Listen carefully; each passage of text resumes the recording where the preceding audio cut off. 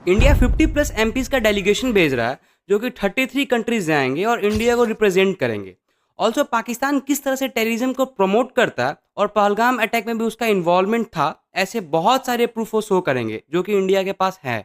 And इस delegation में only BJP का ही एमपीज को सेलेक्ट नहीं किया गया है, अपोजिशन से ये बहुत सारे लोगों को सेलेक्ट किया गया है। लाइक कांग्रेस से शशि थरूर, एआईएम से ओवैसी, ऐसे बहुत सारे लोगों को सेलेक्ट किया गया है। सो इसी डेलीगेशन के लिए टीएमसी पार्टी से यूसुफ पठान को भी इनवाइट किया गया था जो कि बरहमपुर से एमपी हैं एंड इनको इंडोनेशिया भेजा आया था इंडिया को रिप्रेजेंट करने के लिए।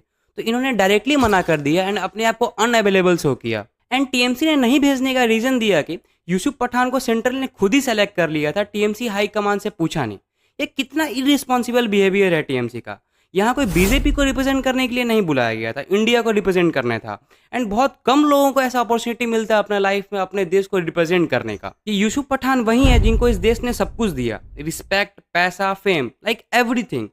लेकिन जब इनको मौका मिला देश के लिए स्टैंड लेने का, रिप्रेजेंट करने का, तो ये पीछे हट गए, बस इस वजह से कि इनकी पार्टी लाइन मना कर रही है, वो भी ऐसे क्रूशियल टाइम में जिस टाइम सबसे ज़्यादा जरूरी था यूनाइट होने का। अब आप डिसाइड कर लो कि आपके लिए देश ज़्यादा इंपॉर्टेंट है या पार्टी।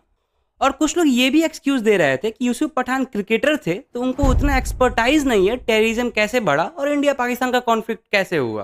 तो ये सबसे यूजलेस एक्सक्यूज होगा। आप जिस दिन मेंबर ऑफ पार्लियामेंट के सीट लिए उस दिन से ही आप क्रिकेटर नहीं एमपी बन गए, और एमपी का मतलब ही होता है पीपुल्स रिप्रेजेंटेटिव। और अगर आप अपने देश के लिए रिप्रेजेंटेटिव नहीं बन सकते, वो भी इन्वाइट करने पे, और अगर आप 4 वर्ड बोलने के कैपेबल नहीं हो, तो ये सबसे शेमफुल बात है। वहाँ पाकिस्तानी एक्टर्स, क्रिकेटर ओपनली अपने देश को सपोर्ट कर रहे हैं, अपने देश के लिए स्टैंड ले रहे हैं, रैली ऑर्गेनाइज कर रहे हैं। उन सारे लोगों को पता है कि उनका देश टेररिज्म को सपोर्ट करता है, उनकी आर्मी फ्रॉड है एंड इंडियन आर्मी ने उनका बहुत बुरा कंडीशन कर दिया था, तब भी वो अपने देश के लिए स्टैंड ले रहे हैं, सपोर्ट कर रहे हैं। आप लोग तो स्ट्रॉन्ग साइड से थे, जीती हुई साइड से थे।